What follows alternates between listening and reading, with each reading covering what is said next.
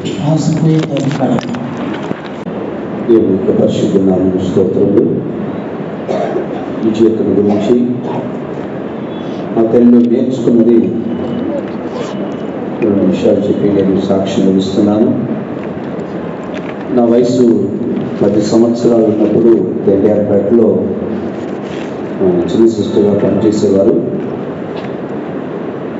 Visiting వచ్చినప్పుడు మా ఇళ్లకు చిన్న పిల్లవాడిని పక్కన కూర్చోబెట్టి, చచ్చిగా బాబు, అమ్మ దుఃఖపడుతుంది, దేవుని ఆలయానికి రండి అని చెప్పేవారు. ఇలాగూ అప్పుడు నా 10 వయసులో చూశాను. ఆ పిమ్మట మారు మనసు పొంది బాప్తిసం పొందినప్పుడు కూడా తండ్రిపేటలో నా ఆరాధనకు వెళ్ళే సమయంలో ఒక చిన్న సిస్టర్గా ఉండేవారు. 95వ సంవత్సరంలో కబాడిపాలెంకి ఇన్ఛార్జి వచ్చారు. ఈ 96లో సేవకు వచ్చిన పిమ్మట తరచుగా అక్క పరిచయాలు గారు అక్కగారితో అనేక సందర్భాలు మాట్లాడేవారు ఉన్నాను. ఆ పిమ్మట నా దగ్గర ఇన్ఛార్జిగా వచ్చారు. నేను అప్పుడు పెద్ద సహోదరుగా మారి ఆమె బలించినప్పుడు సంతోషపడి నేను చిన్న వయసులో చర్చికి రమ్మని చెప్పాను. ఇప్పుడు సేవకు వచ్చి నాకే బలిస్తున్నావు, మంచిగా వాడవాలని ప్రోత్సాహమైన మాటలు తెలియజేసేవారు. ఇలాగూ సంవత్సరాలు గతించే కొలది ఆ పిమ్మట 2021లో ఒంగోలులో నా దగ్గర ఇన్ఛార్జికి వచ్చారు. లాక్డౌన్ కాలం కనుక ఎక్కువ సమయం ఎక్కడికి వెళ్ళడం లేదు. అప్పుడు కూర్చొని పాత అనుభవాలు, పాత కార్యాలన్నీ చెప్పుకుని మాట్లాడుకునేవారు. అక్కగారి దగ్గర నేర్చుకున్న విషయం ఏంటంటే, తప్పిదం అక్కడ కనపడినా మొహమాటం లేకుండా అడిగేవారు. రెండవది, పేదలకు వెదజల్లే విషయంలో అధికముగా తన దగ్గర ఉన్న ఏదైనా సరే వస్తు రూపంగానో ధన రూపంగా పేదలు వచ్చారంటే పేదలకు మనస్ఫూర్తిగా వెదజల్లే కోణం ఉన్నది, విశ్వాసం విసారించే కోణం ఉన్నది. ఇలాంటి సమయంలో నేను పాస్టర్ కాకమునిపే కొత్త దుస్తులు కొన్ని నాకు ఇచ్చి, పాస్టర్ కాకమునిపే మీకు ఇస్తున్నాను చెప్పేవారు. కనీసం వారానికి 3 రోజులకు ఒక పర్యాయం ఫోన్లో మాట్లాడుకునేవాళ్ళు. ఈ మధ్య గత వారంలో సేవకుల కూటమైన అనంతరం నేను శుక్రవారం నాడు ఫోన్ చేశాను. అక్క మీకు బాగలేదని తెలియజేసినారంటే, అవును బాబు, నాకు కొంచెం వేడిగోళ్ళు వచ్చాయి, దగ్గు వస్తుంది, ఎక్కువ దగ్గు ఉంది, మాట్లాడలేకపోతున్నాను, శుక్రవారం అన్నారు. క్షణిక ప్రార్థన చేస్తానని చెప్పాను. కానీ ఆదివారం ఉదయకాలం 7 గంటలకు నాకు ఫోన్ వచ్చినప్పుడు షాక్ అయ్యాను. ఆదివారం ఉదయాన్నే ఫోన్ చేద్దాం అనుకున్నాను, నిద్ర లేస్తుంటారో లేదో అనుకున్నాను. కానీ ఉదయకాలం 7 గంటలకు ఫోన్ వచ్చినప్పుడు ప్రభుని గురించారన్నారు. ఒక్కొక్క వేదన, కానీ పరలోకానికి ఆదాయం.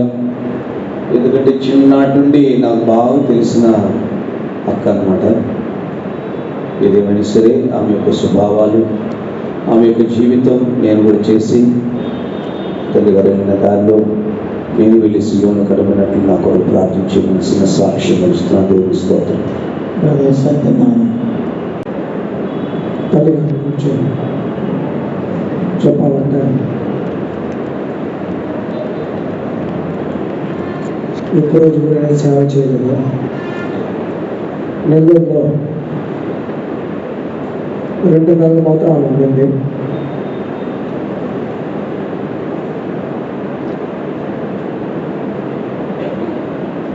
దేవుని యొక్క సేవ విషయంలో ఆమె నమ్మకంగా ఉన్నారు. ముఖ్యంగా ప్రార్థన విషయంలో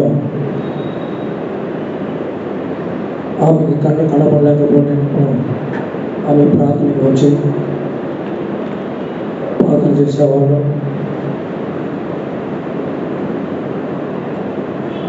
తన ఒక సేవ విషయంలో కూడా అనేక కార్యములు చెప్పారు. అయితే రోజు నాకు పరిచయం లేదు. అదే సమయంలో ముఖ్యంగా ఈ సెంటర్కి నేను వచ్చేటప్పుడు 4 ఉద్యోగాలు ఉన్నాను. అప్పుడు అనుకున్నాను ఈ సెంటర్లో అందరూ విజయ కారణం ఏమంటే నా సేవలో విజయతోనే నేను సేవ చేస్తున్నాను. ఆ ఒకరికి విజయమ్మ మాత్రం అన్ని సెంటర్లో ఉండబట్టి అంత నేను సేవ చేయలేదు. అందరూ విజయతో సేవ చేసి వాళ్ళందరూ తోడుగా వెళ్ళిపోయారు. లాస్ట్ చివరికి ఇంట్లో నేను సేవ చేశాను. అప్పుడు అనుకున్నాను, చెప్పినాను ఒకరోజు నా సేవ మొత్తం వీతోనే వి ప్లస్ రో ఆర్ విఆర్ అనేటప్పుడు ఆమె చాలా నవ్వి. కారణం ఏమంటే తల్లి గారు నిజంగానే సంతోషంగా ఉంటాయి. ఆమెతో మాట్లాడేటప్పుడు ఒకసారి సందర్భంలో నేను మాట్లాడుతూ ఉన్నాను. అప్పుడు ఆమె చాలా దుఃఖపడి నాతో మాట్లాడలేదని అప్పుడు పిల్లలు చెప్పేటప్పుడు మనం కూర్చొని మాట్లాడిన తర్వాతనే ఆమె సంతోషపడింది. తర్వాత దర్గా మీటింగ్ ఉండేటప్పుడు కూడా అప్పుడు నేను వచ్చి మాట్లాడేప్పుడు సంతోషంగా మాట్లాడేది. చివరిగా ఆమె చనిపోయే ముందు సభ్యుల దగ్గర చెప్పండి, బ్రదర్ ఫోన్ చేసి చెప్పండి అది బాగుంది ప్రార్థన చేయండి. 2-3 సార్లు కూడా ఆమె చెప్పండి. అప్పుడు నేను చెప్పాను, గోరి దగ్గర చెప్పినాను, సరిగ్గా ఆరాధన తర్వాత వస్తానని చెప్పినాను. దాని లోపల విపరీతంగా వెళ్ళిపోయింది. అలాగనే తల్లి గారి జీవితంలో చూసేటప్పుడు ఒక తల్లి మనం కోల్పోయి ఉన్నాం. అలాగనే అనేక తల్లిని దేవుడు లేపాలి. అలాగనే తల్లి గారు వెళ్ళిన మార్గంలో నేను కూడా వెళ్ళి దేవుడి సన్నిధానానికి దేవుడు సాధించాలని శోధించాను. దేవుని పరిశుద్ధ నామమునకు మహిమ కలుగుగాక. దేవుడు కూడా విజయ గారి గురించి సాక్షి చెప్పడానికి దేవుడు నాకు అనుగ్రహించిన కృపను బట్టి దేవునికి కృతజ్ఞతాస్తులు చెల్లించున్నాను. విజయ గారితో చిన్న బ్రదర్గా ఉండి దేవుని స్వభావంలో ఈ పక్క లోకల్లో ఉన్నప్పుడు ఆ అక్కగారిని కలిసి అన్న అని చెప్పి మాట్లాడినప్పుడల్లా కూడా ఆ యొక్క తల్లి ఆదరించే విధముగా ఎల్లప్పుడు కూడా కనపడినది. యెహోవా భక్తుల మరణము ఆయన దృష్టికి వెలువడలేదని చెప్పిన వాక్య ప్రకారము కనబడినప్పుడల్లా కూడా ఆదరించే తత్వములో పాత కార్యములు పాత పరిశుద్ధులతో నా అనుభవాలు ఈయన సేవలో ఏ విధముగా జీవించాలో సేవలో పరిశుద్ధులకు లోబడి సేవను సంపూర్ణంగా చేసి ముగించాలి, ఇక ప్రాణము సేవలోనే ముగించాలని చెప్పి ఎప్పుడు కూడా తల్లి చెబుతూ ఉండేవారు. ఎన్ని కష్టములు వచ్చినా, ఎన్ని నిందలు, ఎన్ని అవమానాలు వచ్చినా కానీ సేవలోనే మనము మరణించాలని చెప్పి అనేక పర్యాయములు యొక్క మాటను ఆ తల్లి చెప్పినారు.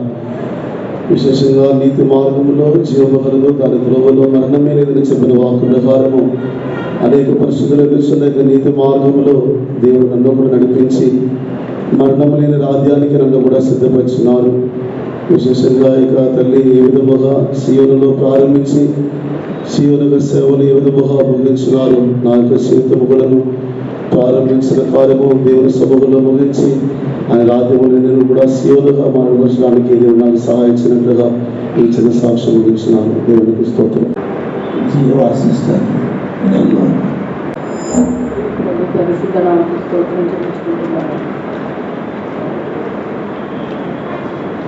మనల్ని విడిచి వెళ్ళిన అక్కగారి గురించి నాకు కొన్ని సాక్ష్యం ఉంటుంది. నేను సేవకు వచ్చిన తర్వాత మా తల్లి గారు నుండి మనం తండ్రిపేటలో సేవ చేసేవారు. అప్పుడు నాతో అప్పుడప్పుడు పలికేవారు, ఆంధ్ర సేవ ఎట్లా ఉంది, సంతోషంగా ఉంటున్నావా, సంతోషంగా ఉండాలని కొన్ని బుద్ధిమతులు చెప్పేవారు. ఆ తర్వాత నేను ఆమెతో తను పలు విధమైన కష్టంలో దుఃఖంలో వెళ్ళి ఎన్నో చోట్ల సేవ చేసినప్పటికీ నాకు ఆమెకి కొంచెం సంబంధం లేకుండా పోయింది. తర్వాత మా తండ్రి గారు సీరియస్గా ఉన్నప్పుడు ఆ యొక్క ఇక్కడ తిరుపతి సెంటర్లో సేవ చేస్తున్నారు. అప్పుడు నన్ను అడిగేవారు, మా అమ్మతో కూడా మాట్లాడి ధైర్యం చెప్పేవారు. తర్వాత అమ్మ వేసే దగ్గర వెళ్ళిన తర్వాత సొంత సహోదరులాగా నన్ను అప్పుడప్పుడు విచారించడం, నన్ను గురించి ప్రార్థన చేయడం ఇలా జరిగింది. ఆత్మీయంగా ఒక తోబుట్టిన సహోదరిగా నాకు ఇంతవరకు ఉన్నారు. అంతేకాకుండా నేను ఈ యొక్క దర్గా మెట్లో మరీ పడకలు సీరియస్గా ఉన్నప్పుడు నన్ను ఎన్నోసార్లు వచ్చి చూసి ప్రార్థన చేసి ధైర్యం చెప్పి వెళ్ళారు. తర్వాత నేను ట్రాన్స్ఫర్ అయ్యి కబాడిపాలెం వెళ్ళిన తర్వాత ఆమె ఇక్కడికి వచ్చారు. వచ్చినప్పుడు కూడా నన్ను అప్పుడప్పుడు విచారించడం, నా యొక్క విషయాలు ప్రార్థన చేయడం, నాకు కొన్ని బుద్ధిమతులు చెప్పడం, తన యొక్క బాధలు నాతో పంచుకోవడం, ఇలాంటి ఒక సహోదర ప్రేమలో మేము ఉంటున్నాం. నిజంగా తనలో నేను చూసినది తన యొక్క కష్టం ఇతరులకు చెప్పక తను తానే దాచుకుని దుఃఖంలో వేదనలో దాచుకునే ఒక స్వభావం ఉంటుందని తెలుసుకున్నాను. అంతేకాకుండా విశ్వాసాన్ని ప్రేమించడం, విశ్వాసాలకు సహాయం చేయడం, సేవల గురించిన ఒక బాధ్యత కలిగి ఉన్నాడని నేర్చుకున్నాను. నిజంగా లాస్ట్ వారంలో కూడా నేను మాట్లాడినప్పుడు నేను ఖచ్చితంగా వస్తానమ్మా, నేను ఖచ్చితంగా వస్తాను, నేనే కాదు నీకు దగ్గర ఉన్నాను అన్నారు.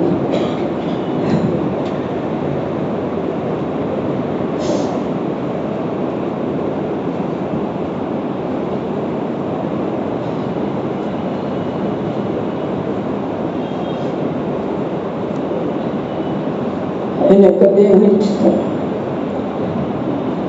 నాకు ఒంట్లో బాగలేదు, నా కొరకు ప్రార్థన చేయి, నీకు బాగలేదు, ఆయన ఒక మీటింగ్ సిద్ధపరిచున్నారు పరిస్థితి, నేను నీతో కూడా వచ్చి నీకు సహాయం చేస్తానన్నారు.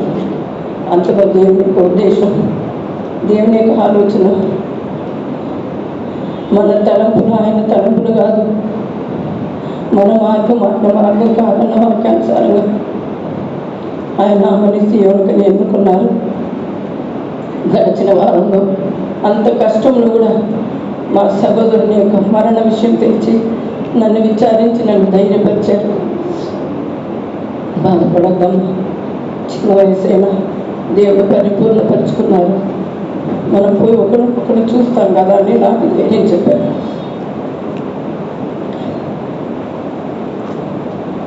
లాస్ట్ సిస్టర్స్ దగ్గర చెప్పున్నారు, జీవాకు చెప్పండి అని.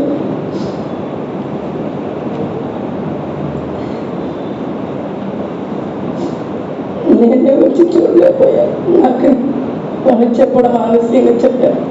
శనివారం నైట్ చెప్పారు, ప్రార్థన చేయమన్నారమ్మా. ఆదివారం పొద్దున ఫోన్ చేసినప్పుడు అమ్మ వెళ్ళిపోయారు, అక్క వెళ్ళిపోయారు అన్నారు. నిజంగా తట్టుకోలేకపోయాను. ఇదేంటి ప్రభా, కరెక్ట్గా కాదు. నా కొరకు ప్రార్థించిన ఒక్కొక్కరు ఏసీ దగ్గర వెళ్ళిపోయారే, నన్ను వదిలిపెట్టిపోయారే అని బాధపడ్డాను.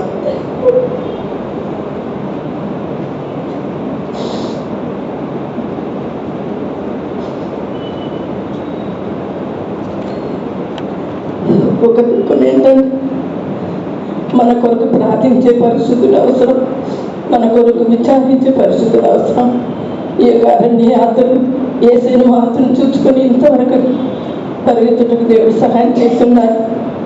ఆ యొక్క జీవితంలో, ఆ యొక్క సహోదరి యొక్క జీవితంలో నేర్చుకున్న మంచి స్వభావం నేను కూడా కలిగి ఎలాగా జయప్రదంగా పరిగెత్తి శివంలో పోయి చేరుకున్నారు. ఈ యొక్క సేవకు నష్టమైనప్పటికీ పరలోకంలో అది లాభకరంగా ఉంటుందని తెలుసుకున్నాను. నేను కూడా అంతవరకు దేవుని కొరకు నిలిచుండటం, ఆ యొక్క సీఎంలో పేర్చి ఆ యొక్క సోదరిని చూచడం దేవుడు నాకు సహాయం చేయాలి.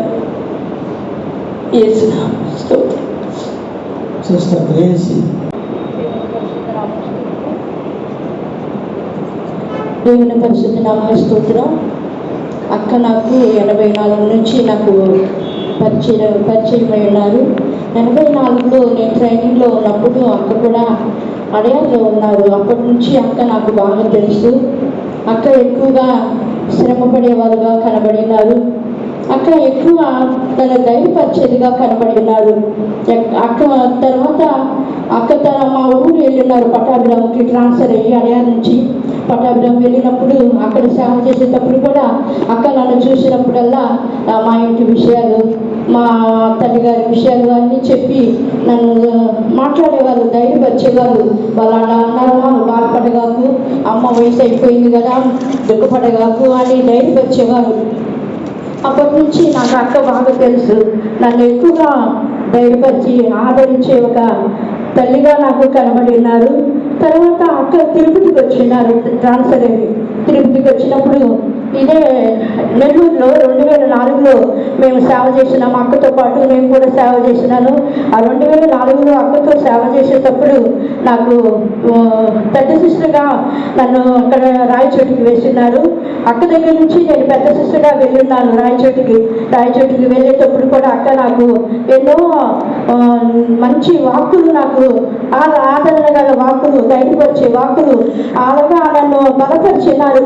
నేను చిన్నపిల్లగా ఉంటున్నాను అనేసి అక్క చెప్పేవారు, నువ్వు చిన్నపిల్లగా ఉంటున్నావు, నువ్వు ఆటలాడుకునే పిల్లగా ఉంటున్నావు, ఇన్ని రోజులు అలాగున్నా కూడా ఇప్పుడు నువ్వు పెద్ద సిస్టర్ కాబట్టి మంచిగా ఉండాలా గ్రేస్, ధైర్యంగా ఉండాలా అని అలా నన్ను ధైర్యపరిచినారు అక్క.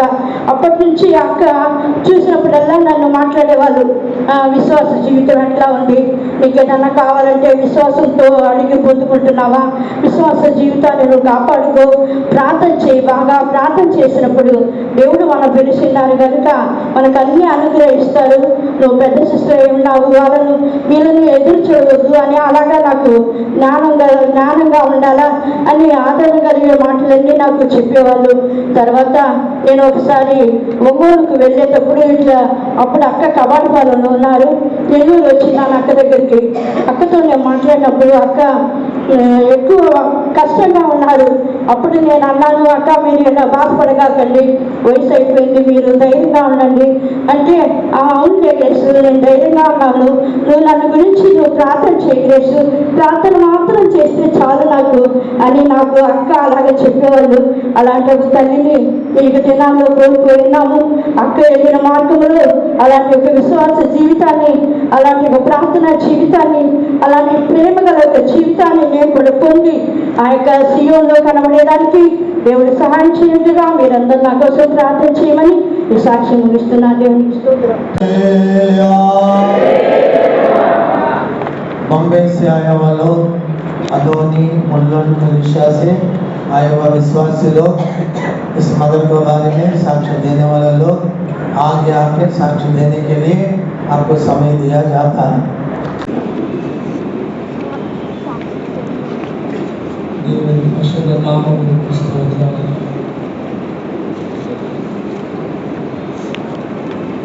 విజయ సిస్టర్ గారు, తల్లి గారు ఈ సేవకు అర్పించినట్టు వలన మా కుటుంబం ఆశీర్వదించబడాలి. ఇందులో మా కుటుంబం ప్రతి ఒక్కరు ఆశీర్వదించాడు.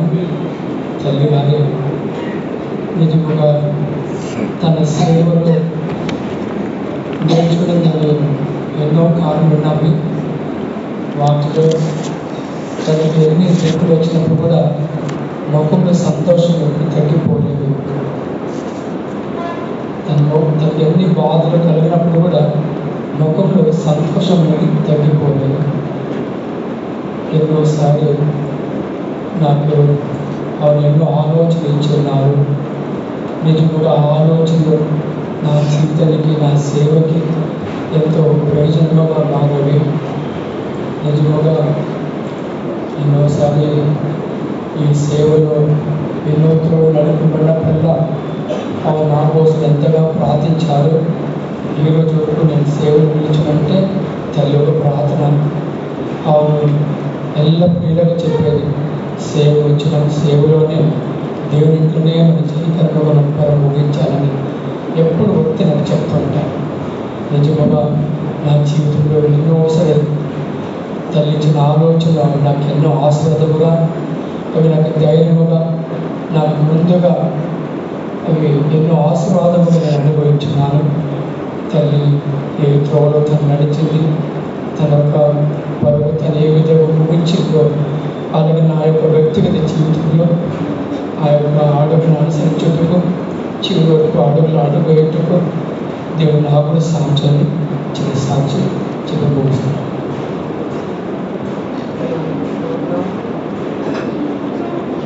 విజయమ్మ యొక్క తమ్ముడు ప్రకాష్ మన మధ్యలో తన సాక్ష్యాన్ని పంచుకోబోతున్నాడు. దాని తర్వాత జయదాస్ రెండవ తమ్ముడు, దాని తర్వాత మూడవ తమ్ముడు కాలే.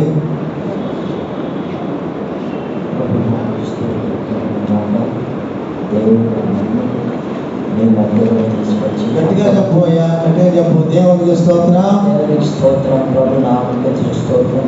మీ మధ్యలో నన్ను ఈ అక్క గురించి కొంచెంసేపు నన్ను చిన్న సాక్షిగా నిలబెట్టిన కూడా అప్పుడు స్తోత్రంలో చెల్లించున్నాను. ఎందుకంటే ఈ చిన్నతనంలో నుండి మేము ఎలాగో పెంచుకున్నాను మాకే తెలుసు.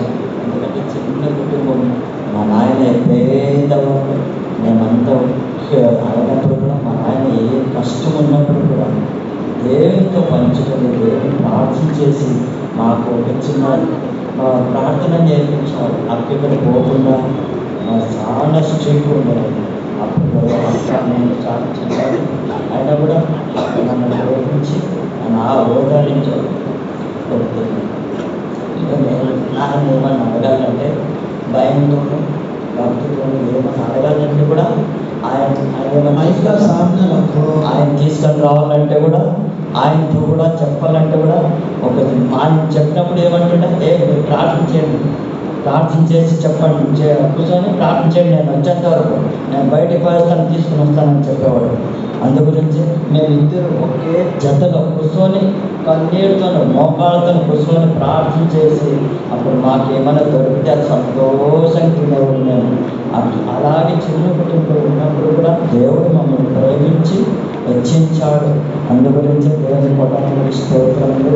ఇంతే కాకుండా అక్క సేవ కోసినప్పుడు నేను కూడా ఏదైనా సంస్థలు ఉండొచ్చు, ఆమె కూడా ఒక 16-17 సంస్థలు ఉండొచ్చు, 18 సంస్థల లోపలే. అంతలోపలే ఆమెను నాయనకి ఒక పనికి పోవాలంటే ఇష్టమే లేదు, వేరే బట్టలు కలర్ బట్టలు వేసుకుని వెళ్ళాలంటే ఇష్టమే లేదు. ఆమె చాలా స్ట్రిక్ట్గా పెంచినాడు. అందు గురించి ఆయన ఇంట్లో మెడ్రాస్ పోయేటప్పుడు ఒక సమయంలో తీసుకొని పోయి ఏదో ఒక సన్న పెట్టి తీసుకొని పోయి 2 జతల బట్టలు తీసుకొని ఆమె సేవకి పిలిచి వచ్చేస్తున్నాడు. అంతే తెలుసు. దాని తర్వాత ఏమైందని తెలియదు. దేవుడు ఆమెను ఆశీర్వదించి ఇన్ని సంవత్సరాలు సేవ చేయటకును ఆమె కృప దయచేశాడు. మీ యొక్క ప్రార్థన, సేవకుల యొక్క ప్రార్థన, దయ, కరుణాన్ని నేను ఎంచుకుంటున్నాను. నా వలన ఏమీ లేదు. ఆమె చేసిన మా గురించి ఎన్నో మేలు గురించి చేసింది. ఎందుకంటే ఆమె సమయానికి నేను ప్రార్థన చేసేవాడు. ఇప్పుడు 2 సంవత్సరాల ముందరే ఆమె చాలా సీరియస్గా ఉంది. సీరియస్ ఉన్నప్పుడు కూడా అప్పుడు కూడా ఫోన్లో మాట్లాడి మేము, ఎందుకంటే కరోనా అని లాక్డౌన్ ఉన్నదానికి వచ్చేదానికి చేత కాదు. అయినప్పుడు వీళ్ళు వచ్చి చూసిపోయినారు. మరి కూడా నేను వచ్చేదానికి కాలేదు. ఎందుకంటే నేను వయసు అయిపోయింది, నువ్వు రావద్దు అని లాస్ట్ మూమెంట్లో అప్పుడు కూడా సిస్టర్ ఫోన్ చేసి చాలా బాగలేదు అంటే, అయినప్పుడు కూడా నేను రాకుండా అయిపోయాను. మరి ఈ సమయంలో అక్టోబర్ నెల వచ్చి ఆమె చూసి, నేను చెన్నై పోయినప్పుడు వచ్చి చూసి పోయి 2 రోజులు ఉన్నాను. అయినప్పుడు కూడా నేను ఉండు అని చెప్పాను. నేను అక్క ఉండు సేవ, ఇది మీకే కష్టము, వాళ్ళకి సేవకు మాకు అంతా చేయాలి కదా, సేవ చేయాలంటే కష్టమరా, నేను ఉంటాను అని ఒకే రోజు ఉండి తిరుపతినే పోయినా. వర్షం అంటే వర్షం చాలా కష్టపడింది. అప్పుడు కూడా బాగలేదు. ఆయన చాలా దగ్గు, కబడ్డీ పాడకుండా ఉన్నప్పుడు అక్కడ కూడా పోయినా చాలా దగ్గు, మాట్లాడదని కాదు. ఇంత కష్టం దొక్కి చాలా ఒక చిన్న ఇదిగా చాలా మంది సరలేక దేవుడు ఎట్లా నేను కనికరిస్తాడు. ఇంకా ఇంత జగన్ ఏంటంటే నేను దేవుడు నిన్ను కనికరిస్తాడు, ప్రేమిస్తాడు. నేను ఇన్ని రోజులు సేవ చేసినప్పుడు ఇంకా ఎక్కువగా ప్రేమిస్తాడగా అని చెప్తాను. అప్పుడే నేను సరేలే అని అక్కడ ఒక రోజు అక్కడి నుంచి కూడా పోయినా. తర్వాత మొన్న అక్టోబర్ నెల వచ్చినప్పుడు కూడా ఆమెకు చెప్పి నేను సరేలేక అక్టోబర్ నెల 25 తారీఖుకి పోయిన సంవత్సరం నా భార్య తీరిపోయినప్పుడు కూడా ఆమెకి నాకు ధైర్యం చెప్పింది. చాలా దుఃఖపడింది ఆయన. ఆమెకు కూడా బాగలేదు, అక్కకు కూడా బాగలేదు. ఇద్దరు ఒకేసారి చాలా ఉల్టీ గులాబీ అయిపోయారు. అయినా కూడా ఆమెకి చాలా కష్టం. నేను ముందు పోతాను అన్నట్ల చెప్పుకుంటున్నాను. ఒక ఫోన్లో చెప్పి ఆమెకు చెప్పి ధైర్యం చెప్తున్నా. తాను కూడా చెప్తున్నాను, నేను చెప్తుంటే ధైర్యం అక్క నేను ఉంటాను, నేను వస్తాను. సరే అని చెప్పినారు. అక్టోబర్ 26కి పోయిన సంవత్సరము నా భార్య తీరిపోయిన తర్వాత చాలా దుఃఖపడింది. నాకు ఎంతో ఫోన్ చేసి నేను చూడలేకపోతే నేను రాలేదు. సరేలే అని ఆమె నా ఫోన్లోనే చాలా దుఃఖపడి చెప్పి ధైర్యం చెప్పి నేను ధైర్యం ఉండి ఏం భయపడవద్దు, దేవుడు నీతోనే ఉంటాడు కదా, దేవుడు నీతో ఉంటాడు, నీ పిల్లలు ఉండాలి అని చెప్పి ధైర్యం ఇచ్చి ఎంతో ఆదరించి ప్రేమించి ఎప్పుడైనా చెన్నై పోయినప్పుడు అప్పుడు కూడా కలిసినప్పుడు ఎంతో ప్రేమతో కూర్చొని మాట్లాడి ఏమే విషయంలో పిల్లలు కూడా ఆమె చేతనైతే ఒక్కొక్క రుమాలు అందరికీ ఒక్కొక్క రుమాలు ఇచ్చేవాడు. అందరికీ ఒక్కొక్క రుమాలు ఇచ్చి అలా ఇది నేను మన మమ్మీకి నీ వాళ్ళకి నీ కొడుకులు కలిపి వాళ్ళు అన్నీ ఇచ్చి సరేగాని పెట్టి పంపించేవాడు. అయినా కూడా దేవుడు ఇంతవరకు సేవ చేయటం గొప్ప సేవ చేశాడు. पिताजी को हम लोग 4 लड़के लोग हैं, हमारा बहन है, ये सब कभी बोलेगा ये सब बोल दो। हमारा हम बचपन से 4-5 बच्चे हो गए. 5 పిల్లలు 5 పిల్లలైనా 3 మగ పిల్లలు, 2 అక్కలు. ఆమె పెద్ద ఇంకొక ఆయన కంటే పెద్ద అక్కండి. ఆమె కూడా తీరిపోయింది. ఇప్పుడు మేము ముగ్గురు ఉన్నాము. వాళ్ళు కూడా ఈ మధ్యన అందరూ వచ్చినారు, చేసేదాన్ని సాయం చేసినారు. ఇంతే కాకుండా దేవుడి సేవలు చేయటప్పుడు ఆమెకు గొప్ప సేవల శక్తి బలం ఇచ్చినాడు. చాలా ధైర్యంతో సేవ చేసింది. నిన్న వచ్చినప్పుడు కూడా శనివారం రాత్రి వచ్చి నేను చూసినాను, మాట్లాడినాను. అక్క నేను ప్రకాశ్ అక్క అంటే చేపట్టుకొని చూసింది. అంతేకాదు మీరు వచ్చినారు, చాలా అలసిపోయినారు, మీరు పోయి రెస్ట్ తీసుకోవాలంటే కొంచెం ఫోన్ చేసి రెస్ట్ తీసుకొని పోయి రండి అని చెప్పి పొద్దున 7 గంటలలోపే మా అక్క కనపడింది, పోయిందని చెప్పేసినారు. ధైర్యంతో మరి చూసేదానికి చాలా కష్టమైపోయింది. నేను చాలా ఇదైపోయింది. నేను వచ్చినందుకు నేను వేసామా చూడడానికి వచ్చేదానికి అనుకుంటే ఫోన్లో కూడా చాలా కష్టం ఉంది అని చెప్పింది. అంతేగాని అర్ధగంట సేపు మాట్లాడినప్పుడు కూడా ఏ విషయం రావద్దులే, ఎప్పుడు ఎందుకు ధైర్యంతో ఉంటుంది, నేను చూస్తాంలే, లేకుంటే అక్టోబర్లో కమిషన్ ఉంటాయి కదా అప్పుడు రాను అని చెప్పింది. అందుగురించి దేవుడి సేవ చేసేదానికి గొప్ప సేవ చేసేదానికి ఎంచుకునే కులాన్ని ఇస్తుంటే ఇప్పుడు నెల్లూరు పట్టణంలో ఆయన గురించి ప్రార్థన చేసినారు. సేవకులు, విశ్వాసులు, చిన్న సిస్టర్ కూడా చాలా సేవ చేసింది. మాస్టర్ కూడా సేవ చేసినారు, ప్రార్థన చేసినారు. అంతేకాకుండా కూడా ఇప్పుడు ప్రసాద్ పాస్టర్ వచ్చినప్పుడు మొట్టమొదట ఇక్కడ తిరుపతి సెంటర్కి వచ్చినప్పుడు కూడా ఆమె ఒక విషయం చెప్పింది. మీ పాస్టర్ వచ్చినాడు ఇంకేంటి అంటారు.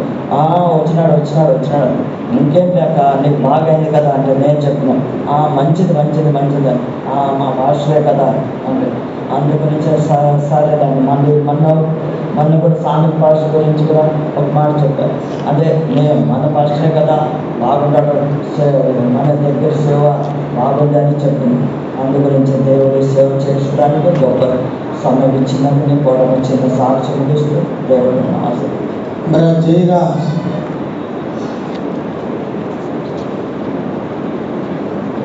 దేవుని పరిశుద్ధ స్తోత్రములు. దేవుని పరిశుద్ధ ఉంటుంది మరియు దేవుని సాక్షి పెట్టిగా నిలబడినందుకు దేవునికి కూడా స్తోత్రం చెల్లించున్నాను. ఈ యొక్క సందర్భంలో నా యొక్క సహోదరి గురించి నేను చెప్పవలసింది ఏమనగా, నేను సహోదరి మా అక్కని గురించి అంటే అక్కల గురించి చెప్పాలి. నేను విజయాకకి 2వ తమ్ముడిని. రెండో తమ్ముడిని. ఎందుకనగా మా అక్క ఈ సేవకి వెళ్ళినప్పుడు నాకు చిన్న వయసులో నాకు ఎప్పుడు వెళ్ళిందో అది కూడా నాకు తెలియదు. ఆమె 1972లో సేవకి వెళ్ళిందని ఆమె చెప్తుండేది. అప్పటి నుండి ఎప్పుడైనా బాంబే కన్వెన్షన్కి వచ్చినప్పుడు లేక ఆధునిక వచ్చినప్పుడు ఆమె కలుసుకునేవాడిని, ఎక్కడైనా కన్వెన్షన్లో కలుసుకునేవాడిని. మరి ఎప్పుడు ఫోన్లో వారానికి ఒకసారి 10 రోజులకు ఒకసారి ఫోన్లు చేసి మాట్లాడుతుంటాము. ప్రత్యేకంగా ఎప్పుడు కానీ ఆమె దగ్గరికి వచ్చి నేను చూసింది లేదు. మా కుటుంబ సభ్యులందరూ వచ్చి వెళ్తుండేవాళ్ళు. మా వదిన, మా అన్న, మా తమ్ముళ్ళు, మా తమ్ముడు భార్యలు అంతా వచ్చి వెళ్తుండేవాళ్ళు. కానీ నేను ఎప్పుడు రాలేదు. क्या हो गया आपका प्रेम ठंडा हो गया क्या? ప్రేమ చల్లారిందని కాదు, ఏంటనగా మేము సేవకి వెళ్ళిన వాళ్ళకి మా పూర్వ పరిస్థితులు ఇదే తెలిపేవాడు. సేవకి వెళ్ళినప్పుడు మీరు మరీ వెళ్ళి వాళ్ళని బాధ పెట్టకూడదని బోధించేవాడు. ఆ బోధన నేను పాటించాను. అయినప్పటికీ ఆ బోధన మూలంగాను ఆ యొక్క అక్క ద్వారా నేను పొందుకున్న ఆశీర్వాదంలోను మరియు ఆమె ద్వారా ప్రార్థన ద్వారా పొందుకున్న ఆశీర్వాదము ఎన్నో చెప్పసక్కను. కానీ ఎప్పుడు నా గురించి నా బిడ్డల గురించి ఎప్పుడు అడుగుతూ ఉండేది. బిడ్డలకి ఎప్పుడు వివాహం చేస్తున్నావు, ఎప్పుడు పెళ్లి చేస్తున్నావు, ఎక్కడ చూసావా, నేను చూశానాక మీరు చూడండి అక్క అని ఎప్పుడు చెప్తూ ఉండేవాడిని. అయినప్పటికీ ఆయన ప్రార్థన మూలంగాను మరి పరిశుద్ధుల యొక్క ప్రార్థన మూలంగాను ఇంతవరకు నేను నా కుటుంబం కూడా సజీవంగాను పరిశుద్ధుల సహవాసంలోను దేవుని సముఖంలోను నిలబడి ఉన్నందుకు ఆమె యొక్క నా ప్రార్థనే ముఖ్య కారణంగా నేను చెప్పగలను. మరియు ఇంతవరకు ఆమె యొక్క సేవలోను ఎప్పుడే కానీ మాకు ఈ బాధ ఉన్నది, నాకు ఈ బాధ ఉన్నదని నాకు కానీ మా అన్నోళ్ళకి కానీ తమ్ముళ్ళకి కానీ ఎవరికి చెప్పుకున్నదే లేదు. ఆమె సంతోషంతోనే ఎన్ని బాధలైనప్పటికీ కూడా ఆమెలో ఉంచుకొని ఇతరుల బాధను కనుక్కొని ఇతరుల కొరకు ప్రార్థించే స్వభావం ఆమెది. ఆమె యొక్క స్వభావం నేను ధరించుకొని నా కుటుంబంలో ఆమె యొక్క జడుగు జాడలో నడిచినట్లు దేవుడు సహాయం చేయడం పరిస్థితులను మరియు సంఘం నుంచి ప్రార్థించినట్లు నేను సాక్షి కోరుచున్నాను. దేవునికి స్తోత్రం. నేను విజయ్ మూడో తమ్ముడిని. అక్క సేవకి వెళ్ళేటప్పుడు నేను చిన్న 3 వయసు అబ్బాయిని. నాకు అసలు తెలియదు. అక్క ఉండేది కూడా నాకు తెలియదు. నాకు మాత్రం బాంబే కన్వెన్షన్ పోయేటప్పుడు అప్పుడప్పుడు తీసుకుపోయేవాడు. మన అక్క కూడా ఇంటే సేవలు ఉంది అని చెప్పేవాడు. తర్వాత ఒకసారి అడియార్ కన్వెన్షన్కి తీసేసాడు. అడియార్ సెంటర్ అడియార్ సెంటర్ పేదవాళ్ళు వచ్చినప్పుడు కన్వెన్షన్కి వచ్చాము. అక్కడ చూపించాడు ఈవెంట్స్ మన అక్క అని. అప్పుడు చూడు మాల అక్క చాలా బిజీగా ఉండేది. అప్పుడు చూడు మాల. దాని తర్వాత అక్క పరిచయం ఏంటంటే నాకు వయసు 5th స్టాండర్డ్ చదివేంత వరకు నాకు అక్క అనేది తెలియదు. అప్పుడు ఫోన్ లేవు ఏం లేవు కాబట్టి నేను అక్కకి లెటర్ రాసేవాడిని, జాబ్ రాసేవాడిని. అక్క నేను మీ తమ్ముడిని, నేను బాగున్నాను అని నేను రాసిన. అక్క కూడా చాలా బాగా రాసేవాడు. అప్పుడు వచ్చేసి అక్క రైటింగ్ చాలా బాగుండేది జాబ్లో. అప్పుడంతా జాబ్లో వేరేం లేదు. ఇదే కొంచెం అంటే నేను 10th పాస్ అయినంత వరకు ఆమె ముఖమే చూసినా నేను తెలియదు అసలు. మా అక్క ఉంది అని తెలుసు కానీ ఎవరనేది తెలియదు ఇంతవరకు. తర్వాత ఒకరోజు కన్వెన్షన్లో చూసాము. దాని తర్వాత మళ్ళీ అప్పుడే పరిచయం అయ్యి ఇంకా నెక్స్ట్ ప్రతి సంవత్సరం పోయినప్పుడంతా అక్కను చూడాలి అని. తర్వాత ఆమె కూడా ఎప్పుడైనా లెటర్లో రాసేది, చిన్న కాలేజీ తీసుకురండి, మా నాన్నతో చెప్పి పంపించేది కాలేజీ. నేను ఇంకా తర్వాత చదువులో పడి ఇంట్లోనే నేను అన్నీ చేసుకోవాలి. అప్పుడు ఎవరు ఇంట్లో సాయం చేసేవాళ్ళు కాబట్టి నేను ఎప్పుడో ఒకసారి పోయేవాడిని కన్వెన్షన్కి. నాయన మాత్రం అక్కడిని పోయి చూసి వచ్చేవాడు. దేవుని ద్వారా అక్క తర్వాత ఇక్కడ మెడ్రాస్లో పెళ్ళి అయిన తర్వాత అప్పటి నుంచి అక్కని సంవత్సరం చూడడం అయింది.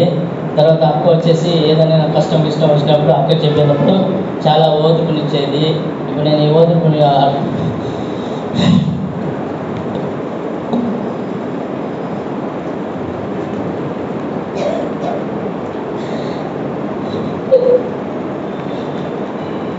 ఏ కష్టం వచ్చినా కూడా అక్క ఫోన్ చేసేవాళ్ళు.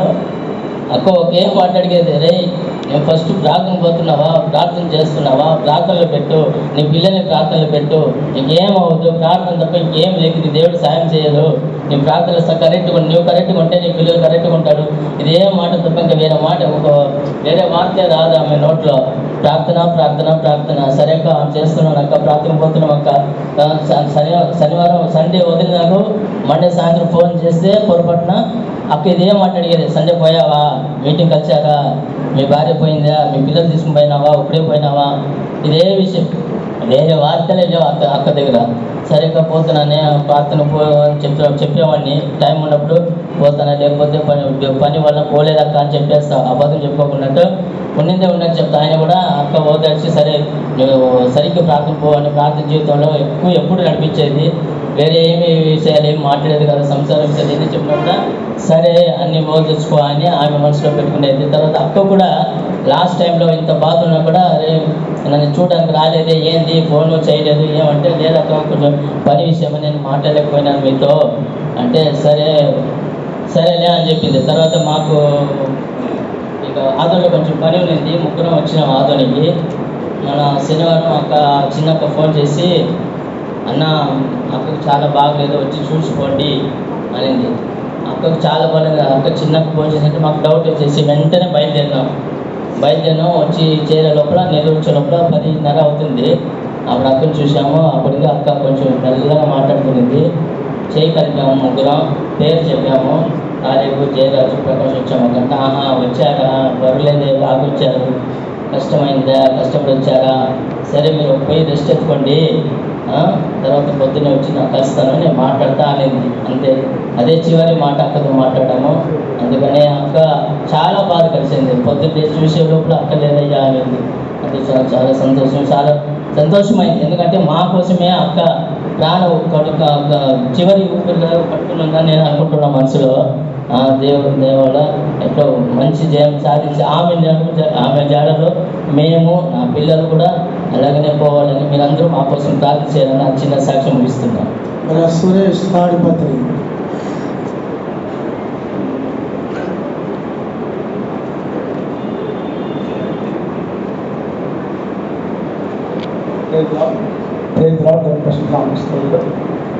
నిజం పక్క గురించి చెప్పే ముందు అక్క అనేదానికంటే అమ్మ అనేది మంచిదని నేను అనుకుంటున్నాను. నిజంగా అమ్మ స్వభావం కలిగినటువంటి తల్లిగారు, నిజంగా ఎంతో ప్రేమతో ఆదరించే తల్లిగారు. నిజంగా తల్లి యొక్క తండ్రి బాంబే నగరం నుంచి ఆదంకి వచ్చేటప్పుడు నాకు జ్ఞాపకం ఉంది. నాకు బాగా పరిచయము. నేను తాత అనేవాడిని అనమాట ఆయన్ను. అయితే సామాన్యప్ప తాతకు 3 కొడుకులు, 2 ఆడపిల్లలు. పెద్దక్క చిన్నక్కకి పెళ్ళి అయింది, బొంబాయికి ఇచ్చారు. ఇక్కడ 3 కొడుకులు కూర్చున్నారనమాట. నిజంగా ఈ యొక్క ఎప్పుడు కూడా సంతోషంతో మాట్లాడి, ప్రేమతో ఆప్యాయతో మాట్లాడింది. అంత మాత్రం కాకుండా ఇలా ఉండాలి, అలా ఉండాలి, భక్తిగా ఉండాలి, ప్రార్థన చేయాలని చెప్పారనమాట. నాకు తెలియదు, పెంతుకోసు సంఘం గురించి తెలియదు. పెంతుకోసు అంటే ఏదో నేను కొత్తగా చూసేవాడిని, మాకు అప్పుడు తెలియదు. తాడపత్రి మా ఏరియాలో లేదు, ప్రొద్దుటూరు కొత్తగా వచ్చినప్పుడు సంఘము. ఇంత ఫ్యాక్షన్ ఏరియాలో ప్రొద్దుటూరులో తరాలు అడిగే ఊళ్ళో ఎట్లుంది బా ఇది, ఇంత బాగా చెప్తున్నాడు చెప్పితే ఎట్లుందని ఆలోచన చేసేవాడిని. అయితే పెద్దగా మమ్మల్ని ఆదివారం చర్చికి పోతున్నారు లేదా, మీరు ప్రార్థన పోతున్నారు లేదా, నీ భార్య ఎట్లుంది, మంచి ప్రార్థన గల పాప, ఆ పాప మంచి భక్తి పడాలు, నువ్వు ఆ పాపను చెడగొట్టద్దు, బాగుంది అని చెప్పారనమాట. నిజంగా ఈ మాట విన్నప్పుడు ఒక పక్క నాకు ఆశ్చర్యమే, ఎందుకు ఇట్లా మాట్లాడుతుంది అంటాను. తెలియదు, నాకు తెలియకనే నేను చెప్పాను అనమాట. నిజం నా అర్థం లేదు, ఇట్లా మాట్లాడుతుంది, ఇట్లా చెప్తుంది అని. అక్కడ తర్వాత తెలిసిందనమాట. నేను దేవుడిలోకి వచ్చిన తర్వాత, భక్తిలోకి వచ్చిన తర్వాత, పైకి దేవుడి మాటలు విని భక్తిలోకి వెళ్ళిన తర్వాత తెలిసిందనమాట. అక్క చెప్పిన మాటలు, ఈ మంచి మాటలు నా కోసమే అని. నేను కూడా ఆ మాట విన్న తర్వాత నిజంగా ఇప్పుడు చెప్తున్నాను, తల్లి అని చెప్తున్నాను. తల్లి స్వభావం తల్లి, ఆ తల్లిగా నడిపించాలో రెండు నడుచుకుంటే దేవుడు సాయం చేయాలి. ఈ చిన్న సాక్ష్యాన్ని విజయమ్మ మగల యొక్క మరదలు సారా జయరాజ్. దేవునికి అసాధ్యమైనది ఏది లేదు. నీవు నమ్మిన ఎడల దేవుని మహిమ చూచెదవు. ఆయనే సమస్త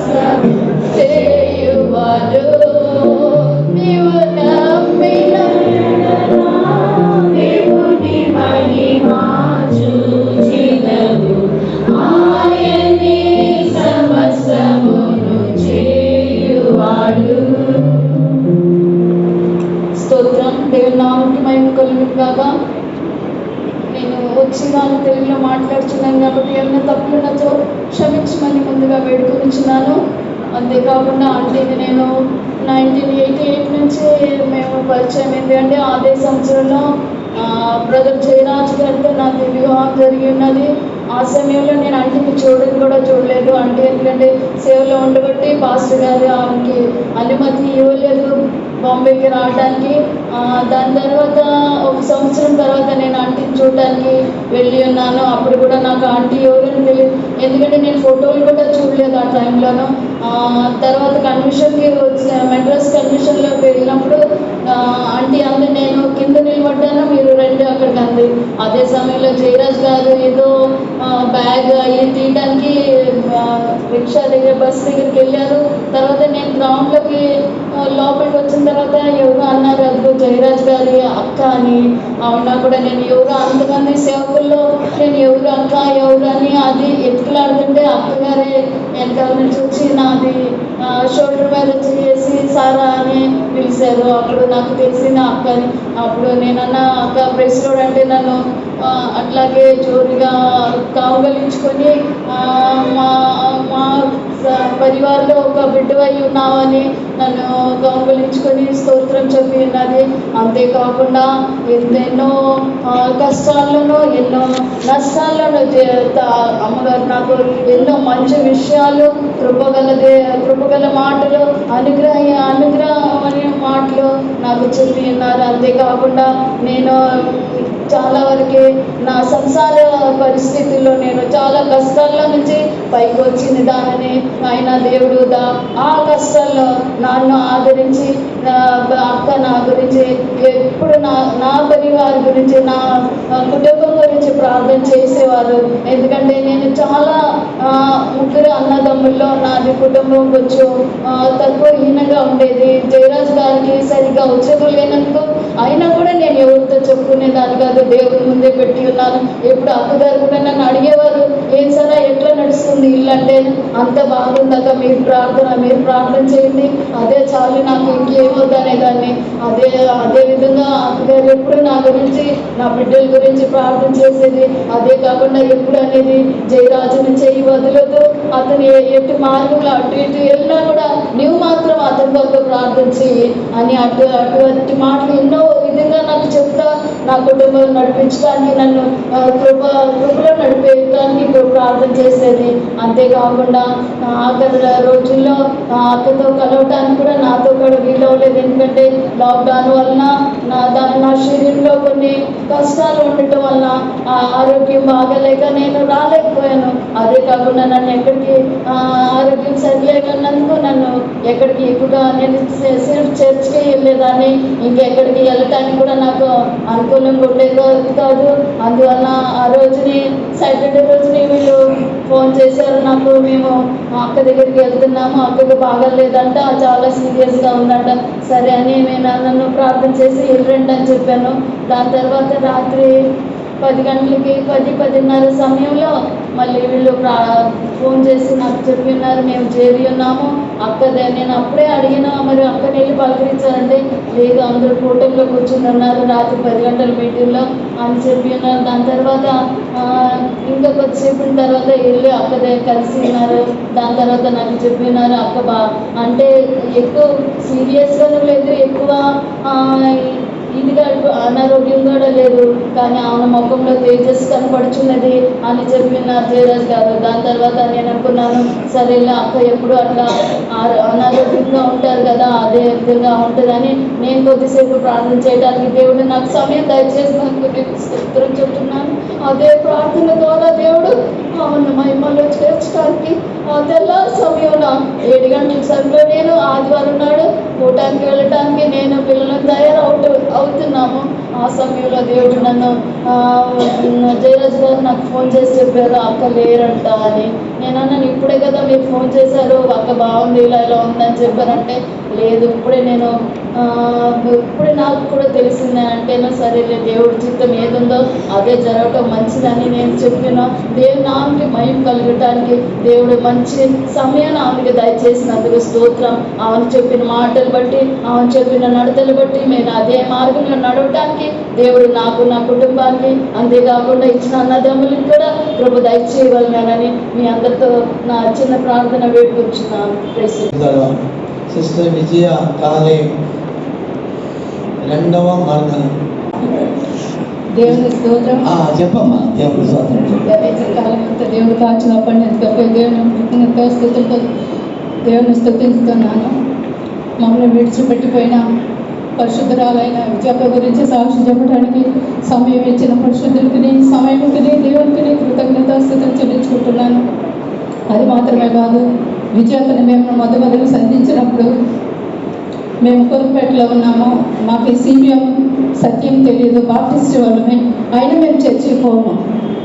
అలాగా ఉండేటప్పుడు మేము కొరుపేటలో ఉన్నప్పుడు పాస్టర్ అయ్యా, పీటర్ అయ్యా వాళ్ళ ఇంటికి అత్తగారు విజిట్కి వచ్చారు. అప్పుడు మేము అక్కడ ఉన్న దానివల్ల వాళ్ళు మా ఇంటికి తీసుకొచ్చారు. వాళ్ళకి ఎట్లా స్తోత్రం చెప్పాలని కూడా మాకు తెలియదు. ఆయన కూడా రాండి కూర్చోండి కూర్చోబెట్టాము. అప్పుడు ఆమె మమ్మల్ని అంతా ప్రేమగా ప్రేమించి ఒక అన్నిలాగా ఉన్న మమ్మల్ని ఎక్కువగా ప్రేమించారు. సత్యాన్ని చెప్పారు, చర్చికి రమ్మని పిలిచారు. మేము పోయాము. ఆ సత్యము, ఆ వాక్యము మా హృదయంలో నాటుకునింది. మా కుటుంబంలో ఎవరే రక్షింపబడలేదు. నేను మాత్రమే ఆ సంవత్సరం జనవరిలో అక్క విజిటింగ్ వచ్చి మాట్లాడారు. ఆ 2 నెలలు వాళ్ళతోనే నేను చర్చికి వెళ్ళాను. తర్వాత మద్రాస్ కన్వెన్షన్ పోయినప్పుడు నా ఇంట్లో ఎవరికి తెలియదు నేను బాప్తిసం తీసుకున్నాను. ఎందుకంటే మేము ఎక్కువ నగలేసుకొని లోకానుసారంగా జీవించేవాళ్ళం కాబట్టి మా ఇంట్లో అనుమతి లేదు. దాంట్లో నేను తల్లిదండ్రులు కాబట్టి మా పెద్దదిని మమ్మల్ని పెంచింది. అందువల్ల తల్లి లేని బిడ్డ నగలు లేకుండా ఉంటే బాగుంటుందని చాలా దుఃఖపడే రోజులు వచ్చినాయి. అయినా కూడా దేవుడిని విడిపోకుండా ఉండేట్టుగా దేవుడు సహాయం చేసినాడు. అట్లాంటి సమయంలో అక్క దగ్గరికి వెళ్ళి, అక్క పరిస్థితి ఇట్లా ఉంది అంటే ధైర్యం ఉండు, దేవుడు నీకు తోడుంటాడు, నీ వల్లే నీ ఇంటి వారు రక్షింపబడతారు, అందువల్ల నువ్వు ధైర్యంగా ప్రార్థన చేయని చెప్పేవారు. అలాగనే ఉండే తప్పుడు మా వదిన గారు మా తల్లి ఇలాగా, ఎందుకంటే మాకు అమ్మ లేదు కాబట్టి ఆమె మమ్మల్ని సాగింది, పెంచింది. అలా ఉండేటప్పుడు ఆమె దుఃఖం, ఆమెకి తల్లి లేని బిడ్డ నగలన్నీ తీసింది, మనం వేసుకుంటే లోకం ఏమంటుందని ఆ బాప్తిస్మే తీయలే. ఆయన కూడా నా విషయంగా నగలన్నీ తీసివేశారు. తీసివేసి నాతోటి గుడికి రాని ఆరంభించారు. అలాగా అక్కతోటి 3 ఏళ్ళు తల్లిపట్ల సేవ చేసిన దానివల్ల, ఎక్కువ ప్రేమగా ఉన్న దానివల్ల ఆమె ఏది కోరి తన తమ్ముడికి నన్ను చేసుకుంది. అయితే పెళ్ళయ్యే వరకు అలంగా ఇక్కడికి వెళ్ళే వరకు అక్క తమ్ముడని మాకు తెలియదు. ఒక విశ్వాసనే చెప్పుకొచ్చింది. అలా ఉండేటప్పుడు ఫస్ట్ అలంగా ఇక్కడికి వెళ్ళాము అడయారికి. ఆయన అన్నారు, చూడమ్మా అక్క ప్రేమను చూసి, అక్క నడతలను చూసి మీరు మోసపోకూడదు. ఎందుకంటే కాలేజీ గురించి బ్రదర్ గారి గురించి మాకు బాగా తెలుసు, కుటుంబం గురించి బాగా తెలుసు. నువ్వు కూడా పేరు చెప్తున్నావా? Sorry master. ఆ తర్వాత పాస్టర్ గారు ఒకే మాట అన్నారు, చూడమ్మా తల్లిపట్లో యువకం అంటే ఇప్పటికే చాలా కొలపడిగా ఉంది, నువ్వేం చేస్తావంటే అక్క మాటలు వినొద్దు, కొంచెం ఆలస్యం చేయన్నారు. నేనేం చెప్పాను, పాస్టర్ మా ఇంట్లో ఎవరు విషయం పడలేదు, నేను చేసుకుంటే ఒక విశ్వాసనే చేసుకోవాలని ఉంటాను, అందువల్ల నా విశ్వాసంగా నాకు కావాలా, మీరు ప్రార్థన చేయండి. అప్పుడు ఆయన ఏమన్నారు, చేసేది పెద్ద విషయం కదమ్మా, వాళ్ళ పరిస్థితి నాకు బాగా తెలుసు కాబట్టి మీరు చేసుకున్న తర్వాత వచ్చే కష్టాలు నిందులు ఆయన వదిలిపెట్టి మీరు రాకూడదు. ఎందుకంటే మిమ్మల్ని ఆయన చేతికి అప్పగిలేదు, ఆయన్ని మీ చేతికి అప్పగిస్తున్నాను. అందువల్ల మన విశ్వాసానికో మన విశ్వాస సంఘానికో ఒక చెడ్డ పేరు తేకూడదు. నువ్వు జీవితం అంతా కష్టపడి దేవుని కొరకే జీవించేటైతే ఈ పెళ్లి నేను చేస్తానని చెప్పారు. నేను అట్లా సరే నేను ఒప్పుకొచ్చినాను. అక్కనే అడిగాను, అక్క మీ ఇంటి పరిస్థితి మీ తమ్ముడు అంటే కదా మీరు చెప్పలేదని. అప్పుడు అక్కగారు వాళ్ళే ఇంటి విషయాలన్నీ చెప్పి బాధపడ్డారు. అప్పుడు దేవుడి చిత్తం ఏదైతే అదే జరుగుతుందని పెళ్లికి ఒప్పుకొని ఇంతవరకు జీవించాము. ఎన్నో కష్టాలు, నిందలు, అవమానాలు వచ్చినవి. అయినా కూడా అక్క ప్రార్థన, ఆమె కన్నీళ్ళు, ఆ ప్రార్థన మమ్మల్ని ఎంతవరకు నడిపించింది. దానికి తోడుగా మా పరిశుద్ధులు, మా పితరులు, మా తల్లి మమ్మల్ని నడిపించిన నడత ఈ నిమిషం వరకు మమ్మల్ని నిలబెట్టింది. ఎంతలో మేము ముందుకి విశ్వాసంగా నడుచుకున్నాం. ఆ నడిచిన మార్గంలో మేము తొలగిపోకుండా మా పరుగులు తుదా ముట్టించుకుని నాకు, నా కుటుంబ వారికి, నా బంధుమిత్రులకి, నా కుటుంబస్తుల వరకు ప్రార్థించమని వినయంగా వేడుకుంటున్నాను. దేవుని స్తోత్రం. అదోని రత్నప్ప, అదోని రత్నప్ప.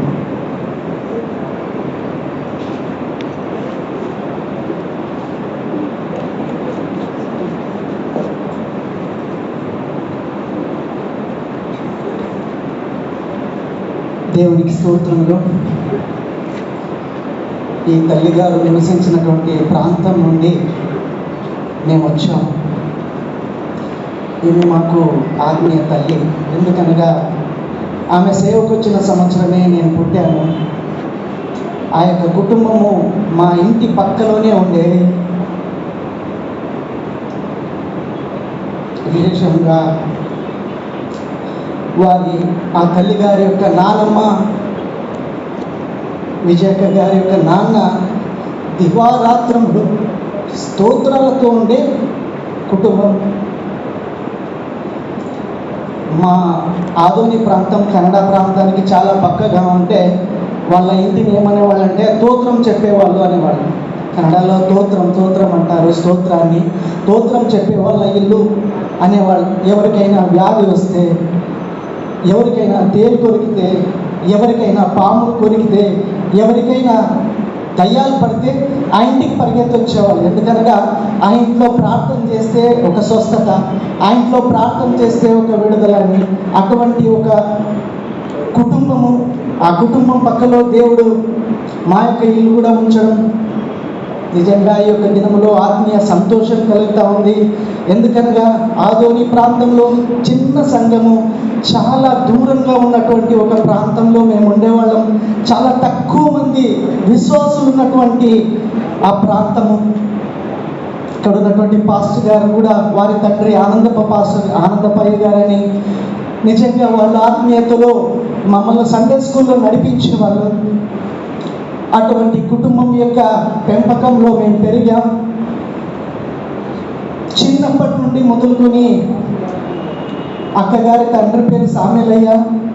ఆయన ఎప్పుడు స్తోత్రం చేసేవాడు. మా కుటుంబాన్ని కూడా వాళ్ళ కుటుంబం లాగా, నన్ను విశేషంగా వీళ్ళంతా బాంబేకి పోయిన తర్వాత ఆయన నన్ను కొడుకుగా చూసుకునేవాడు. ఏదైనా నాతో సహాయం చేయించుకోవాలన్నా, ఎక్కడికైనా పోవాలన్నా, పిలుచుకొని రావాలన్నా నన్ను ఉపయోగించుకునేవాడు. ఒక సేవకులాగా ఉండేవాడు. ఆయనతో కలిసి మేము వీధి ప్రసంగాలకు పోయేవాళ్ళం. అప్పుడు సేవ ఆరంభించే సమయంలో సండే స్కూల్ పిల్లలంతా వాక్యాలు చెప్పించేటప్పుడు చాలా కాలంగా మొదటి ప్రథమ ఫలము ఈ అక్కగారే మా ఆదోని నుండి సేవకు ఎత్తబడింది. ఆమె యొక్క ప్రార్థన, ఆమె యొక్క దేవుళ్ళు ఉన్నటువంటి ఆ విశ్వాస జీవితంతో అనేక మంది సేవకులు ఆదోని నుండి ఎత్తబడ్డారు. ఆ యొక్క సంఘం నుండి ఒక 4-5 సంఘాలు కూడా ఏర్పరచబడ్డాయి. అంతగా ఆశీర్వదింపబడడానికి ఆ విత్తు భూమిలో చనిపోయి అనేకులకు ఆశీర్వాదం. ఈరోజు మా యొక్క సంఘము వాళ్ళ యొక్క కుటుంబ ప్రార్థన ద్వారా అనేక విశ్వాస సంఘాలు లేపబడ్డాయి. చుట్టుపక్కల వాళ్ళు ఎంతో మంది రక్షింపబడ్డారు. ఆ యొక్క కుటుంబాన్ని చూసి అన్యులు అప్పుడు అనేవాళ్ళు, మేము చిన్నగా ఉన్నప్పుడు 50 సంవత్సరాల క్రితం వాళ్ళు తాలిబొట్టు గాజులు పెట్టుకున్నటువంటి ఒక ముండమోపి చర్చికి పోతారంట, అటువంటి సంఘానికి పోతారంట అని. అటువంటి అవమానాల మధ్యలో కూడా ప్రార్థన జీవితాన్ని, విశ్వాస జీవితాన్ని కొనసాగించి ఎంతో మంది రక్షణకు తల్లిగారి యొక్క కుటుంబం ఒక ఆదర్శప్రాయంగా ఉండేది. అదే స్ఫూర్తితో మా యొక్క చెల్లెలు కూడా ఈరోజు ఇరుంగూరు సెంటర్ ఫేతం చెట్పేటలో పెద్ద సిస్టర్గా సేవ చేస్తూ ఉంది. మరి ఇదే తిరుపతి సెంటర్లో సంపత్ పాస్టర్ గారని ఆయన మా మావ, ఇలా ఎంతోమంది ఆ యొక్క సేవకురాలి యొక్క ప్రార్థన ద్వారా సేవకు వచ్చి ఉన్నారు. నిజంగా ఆమె బ్రతికి ఉన్నప్పుడు ఎంతోమంది సేవకు వచ్చి ఉన్నారు. సంపత్ పాస్టర్ తిరుపతి కాదండి, విజయవాడ. అప్పుడు దర్గా బిడ్డలో పాస్టర్గా పనిచేశారు సంపత్ పాస్టర్, ఆదూరి నుండి సంపత్ పాస్టర్ గారు. సో ఇలా ఎంతో మంది సేవకు వచ్చారు. స్తోత్రం. ఇక్కడ వేసారా మీకు తెలుసా? సరే చెప్పండి. దేవుని స్తోత్రం కలుగును గాక. ఇంతమంది సేవకుల మధ్యలో, ఇంతమంది విశ్వాసుల మధ్యలో ఈ యొక్క తల్లి గారి మరణము ఘనంగా ఆమె ఎవరి ముఖమైతే చూచుకొని ఈ యొక్క విశ్వాస యాత్రను కొనసాగించిందో, దేవుని స్తోత్రం. ఆమె యొక్క విశ్వాస జీవితాన్ని దేవుడు గణపరిచి ఈ పరిశుద్ధుల మధ్యలో మహిమగా తన యొక్క ఆత్మను దేవుని సన్నిధానంలో చేర్చుకున్నట్టుకు దేవుడు కృప చూపించున్నాడు. అటువంటి విశ్వాస జీవితమును మా యొక్క జీవితాల్లోనూ, ఈ యొక్క సంఘ బిడ్డల జీవితాల్లోనూ దేవుడు కలగజేయనట్లు మా యొక్క ఆదోని ప్రాంతంలో కూడా ఆ యొక్క తల్లి గారి వలె అనేక మంది సేవకు ఎత్తుబడి విశ్వాసకర్త అయినటువంటి యేసు వైపు చూచి ఒక బిడ్డలుగా దేవుడు మార్చినట్లు మా యొక్క సంఘం కొరకు, మా ప్రాంతంలో ఉన్నటువంటి విశ్వాసుల కొరకు ప్రార్థన చేయాలని ఈ చిన్న సాక్ష్యమును ముగించున్నాను. దేవుడు నా మహిమ కలుగును గాక. Thomas Prakash.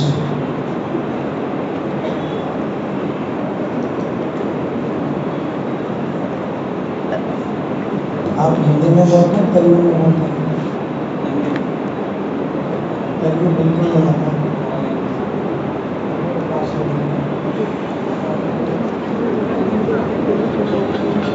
Praise the Lord. परमेश्वर के नाम की स्तुति हो। परमेश्वर ने पवित्र कलीसिया में मुझे भी जीवन गवाया कर खड़ा किया, उसके नाम की तारीफ करता हूँ। దేవుడి యొక్క పరిశుద్ధమైన సంఘంలో సాక్షిగా నేను నిలబడినందుకు దేవుని స్తోత్రం చెల్లిస్తున్నాను. मैं बॉम्बे से हम लोग आए हैं, मेरे पिताजी का नाम प्रकाश है। బాబు పట్ల నుంచి వచ్చి ఉన్నాను. सामन ताता हमारा जो सबसे बुजुर्ग ताता है, उनके बाद और उनको 5 बच्चे हैं, जैसे बताया है। उनके बाद जो पहला लड़का है उनका मैं सबसे छोटा, हम लोग 5 जन हैं, 4 लड़के लोग और 1 लड़की। సామెల్ తాత వల్ల మా కుటుంబం రక్షణ పొందింది.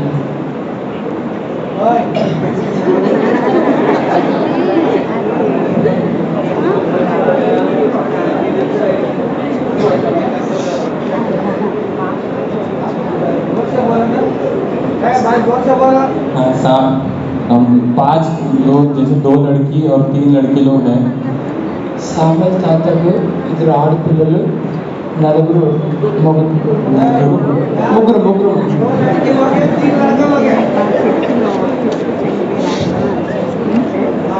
जो पहला प्रकार लड़का है, उनके हम लोग 5 बच्चे लोग हैं, 4 लड़का है, 1 लड़की। సామెల్ తాతకు మొదటి కొడుకు, ఆ కొడుకుగా 4 పిల్లలు. और सबसे लास्ट मैं, అందరికీ చివరి వాడు ఉన్నాను. और मेरा अत्ता से ज़्यादा मेरा बॉन्डिंग नहीं है, बिकॉज मेरा एज गैप भी बहुत ज़्यादा है और मैं ज़्यादा उनसे मिला भी नहीं हूँ। मैं ज़्यादा उनसे मिला नहीं हूँ, तो मेरा ज़्यादा बॉन्डिंग भी नहीं है उनसे। మా అత్తను అధిక నేను కలుపుకొని ఉన్నాను. ఏ బాబు, ఆస్తి కనపడతలేదు, మైక్ ఇడిపు ఆస్తి కనపడతలేదు, తప్పుతూ చెప్తున్నాను.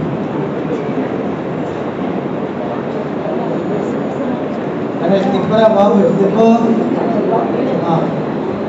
बोला भी बोलो। तो पर अत्ता से ज़्यादा मेरा कांटेक्ट नहीं है। మా అత్తతో అధిక जितना भी बात हुआ है, मैं फ़ोन पे भी उनको ज़्यादातर जानता हूँ। అత్తతో అధిక ఫోన్లోనే మాట్లాడాను. मैं मिला हुआ बहुत कम वो समय है। మా అత్తని అధిక నేను కలుపుకొని ఉన్నాను. मैं बताने वाला बात उनके जीवन से जो मैंने सीखा है, वो 2 ही बात है। నేను చెప్పేది ఏమంటే మా అత్త ద్వారా నేర్చుకోకుండా కానీ చెప్పలేదు, వాచిస్తున్నాను. एक पहला तो उनका जीवन में मैं देखने से एक पीस मेकर, एक मेल मिलाप का जीवन उनके जीवन में मैं देखता हूँ।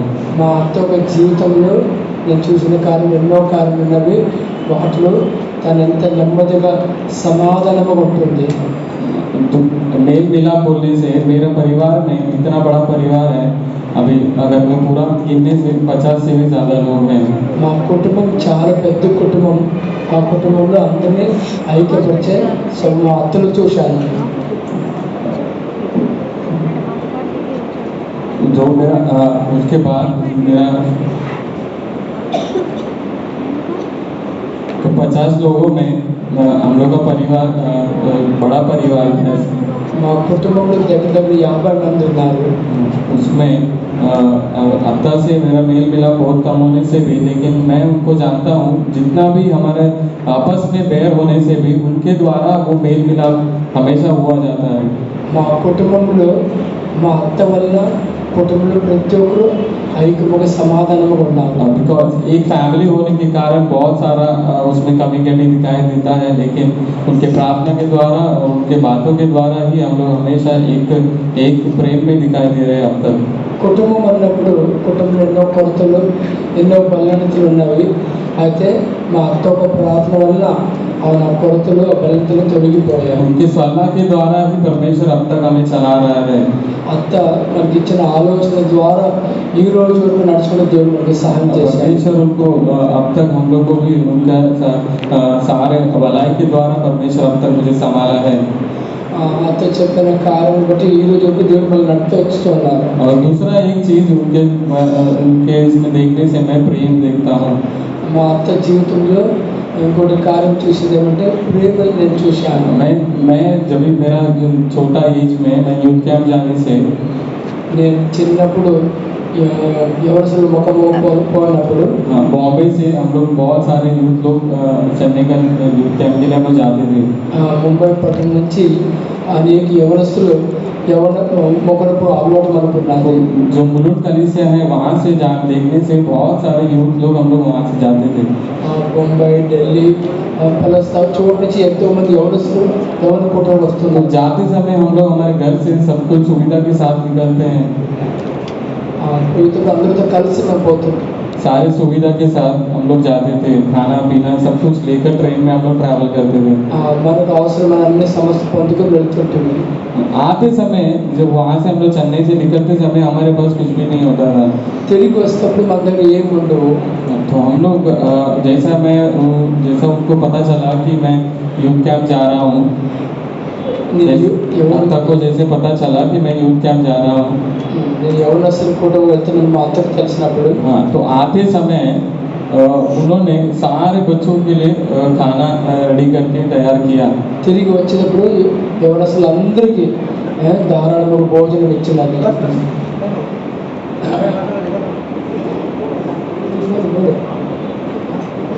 तो आते समय सारे लोगों को कम से कम 50-60 लोग होते थे, सारे लोगों के लिए अत्ता ने सारा भोजन रेडी करके तैयार करता था। యవనస్తులు ముఖం నుంచి తిరిగి వచ్చేటప్పుడు దగ్గర దగ్గర 50-60 పిల్లలు ఉంటారు, వాళ్ళందరికీ భోజనం ఇచ్చినారు. क्योंकि जब मैं यूथ कैंप जाते समय उनका जो खेतों का कड़पा में मोस्टली था उन लोग। కడపలో సేవ చేస్తున్నప్పుడు आपको किधर खाना देती है? कड़पा में देती है, नेल्लूर में देती है? मतलब नेल्लूर में देती है। कड़पा में आते समय जब मेरे को ट्रेन में मिलता था, चेन्नई से रिटर्न आते समय हम लोग के पास कुछ नहीं होता था, लेकिन जब कड़पा स्टेशन पे रात को 2 बजे ट्रेन आता था और उस समय अत्ता स्टेशन पे आके मुझे वो दे के जाती थी। చెన్నై నుంచి బాంబే తిరిగి వెళ్ళేటప్పుడు కడప స్టేషన్ వచ్చి నన్ను భోజనం ఇచ్చారు.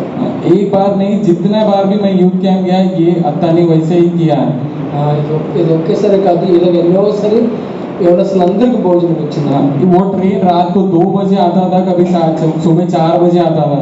ఆ ట్రైన్ సరైన టైం రాదు, కొంచెం తెల్లారుజామున లేదా రాత్రి 2 గంటల ట్రైన్ వస్తుంది. वो ट्रेन सिर्फ मुश्किल से 2 मिनट वहाँ स्टेशन पे रुकता था। ఆ ట్రైన్ అధిక సమయం ఆగదు, ఏదో 2 నిమిషాలు. मैं रुक के सिर्फ प्रेस आउट कैसा आता उतेली लेके बाय बोल इतना ही बोल सकता था मैं। భోజనం తీసుకుని స్తోత్రం చెప్పడం వంటి ముందు కదులుతుంది. इतना सा क्षण भर मिलने के लिए भी अत्ता ने पूरा इतना साल मेरे लिए परिश्रम और सारे कलीसिया मुलुंड के जो यूथ के सारे लोगों के लिए परिश्रम उठाया, उनसे उनका प्रेम कितना है करके हम देख सकते हैं। ముంబై సంఘంలో ఉన్న ప్రతి ఒక్క యవనస్తులందరికీ తను ఎంతో భోజనం ఇచ్చినది దీన్ని బట్టి నాకు एक दो नहीं लेकिन हम लोग 50, 60, कभी 70, 80 लोग भी हुआ करते थे। మనం 60, 70, 80 మంది ఉంటాం। सबके लिए वो सबके लिए खाना बना के दे देती थी। इतना प्रेम उसके अंदर दिखाई दिया। అందరికి భోజనం చేసినది ఆమెకి जो प्रेम और जो एकता उनके अंदर था वही एकता और प्रेम मेरे अंदर भी दिखाई देना चाहिए। ఆమెలో నా ప్రేమ, ఆమెలో నా ఏకత, जो चार चरण उन्होंने हमको दिखाया, जो रास्ता उन्होंने दिखाया उसी रास्ते पे हम भी चलकर परमेश्वर के राज में हम भी पहुंचने के लिए परमेश्वर सहायता करना चाहिए। ఈ అడుగులో తను నడిచినది అదే అడుగులో నడిచి దేవుని రాజుని నేను కూడా ప్రవేశించాను। अत्ता के बारे में इतना कुछ मैं भी पहले नहीं जानता था जितना मैंने आज उनके बारे में सुना। నిజంగా ఈరోజు ప్రతి సాక్షి వలన మా అత్త గురించి ఎన్నో కార్యం నేను తెలుసుకున్నాను। परमेश्वर मेरे जीवन को भी बढ़ाना चाहिए। నా జీవితంలో కూడా దేవుడు అలాగనే परमेश्वर मेरे को भी उसके राज के लिए तैयार करना चाहिए। దేవుడు కూడా నన్ను తన రాజు आप सबों का प्रार्थना विनती चाहते हुए अपने गवाही से बैठता हूँ। प्रेम से మీరందరూ ప్రార్థన కావాల్సిన సాక్ష్యం దేవునికి స్తోత్రం।